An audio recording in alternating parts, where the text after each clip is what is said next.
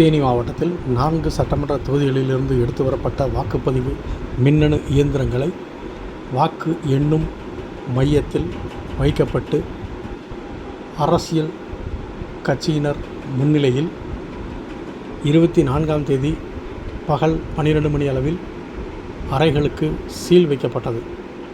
தேனி மாவட்டத்தில் 4 சட்டமன்ற தொகுதிகளில் உள்ள 1395 வாக்குச்சாவடி மையங்களில் வாக்குப்பதிவு செய்யப்பட்ட மின்னணு வாக்குப்பதிவு இயந்திரங்கள் 23ஆம் தேதி இரவு முதல் வாக்கு எண்ணும் மையத்திற்கு கொண்டு வரும் பணி நடைபெற்று வந்தது.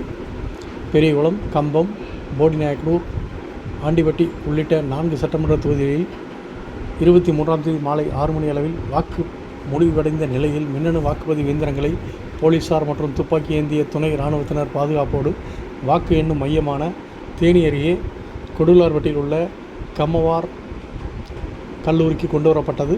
தொடர்ந்து அரசியல் கட்சி முகவர்கள் முன்னிலையில் மாவட்ட ஆட்சித்தலைவர் ரஞ்சித் சிங் தலைமையில் கல்லூரி வளாகத்தில் அமைக்கப்பட்டுள்ள ஸ்ட்ராங் ரூம் எனப்படும் பாதுகாப்பு அறையில் வாக்குப்பதிவு இயந்திரங்கள் வைக்கப்பட்டு அறைகளுக்கு பூட்டி சீல் வைக்கப்பட்டது.